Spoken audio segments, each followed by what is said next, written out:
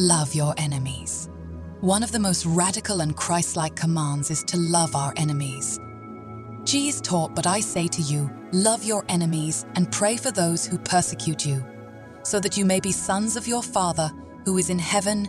Matthew 5:44-45. Loving those who oppose us demonstrates the transformative power of God's love and sets believers apart in a world often ruled by vengeance and division. This command is countercultural and challenging, especially in an age of polarized opinions, especially grudges and social media arguments. However, it is a call to reflect God's unconditional love, even to those who hurt or mistreat us. Romans 5:8 reminds us, "But God shows his love for us in that while we were still sinners, Christ died for us."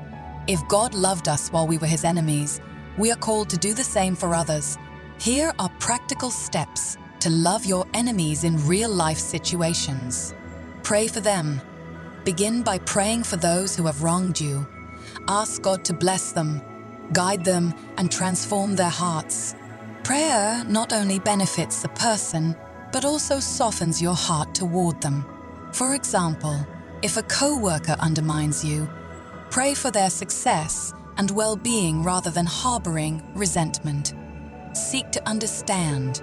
Often, people hurt others out of their own pain, insecurity, or ignorance. Strive to understand their perspective or struggles. James 1:19 encourages us, "Let every person be quick to hear, slow to speak, slow to anger." This doesn't excuse their actions, but it helps you respond with empathy rather than anger. Respond with kindness. Counter hostility with kindness. Romans 12:20 teaches, "If your enemy is hungry, feed him. If he is thirsty, give him something to drink." For instance, if someone speaks negatively about you, respond with calmness and grace rather than retaliation. Forgive them. Forgiveness is essential for loving your enemies. Let go of bitterness and entrust justice to God. As Ephesians 4:32 reminds us, "Be kind to one another, tender-hearted, forgiving one another, as God in Christ forgave you." Even if reconciliation isn't possible, release your resentment. Avoid gossip and retaliation. Refuse to speak ill of those who hurt you or seek ways to get even. Instead, model Christ's example of silence and grace in the face of accusations. 1 Peter 2:23. Actively do good. Look for ways to serve or bless those who have wronged you. This might include offering help, sending an encouraging message, or simply being courteous. These actions demonstrate love in a tangible way.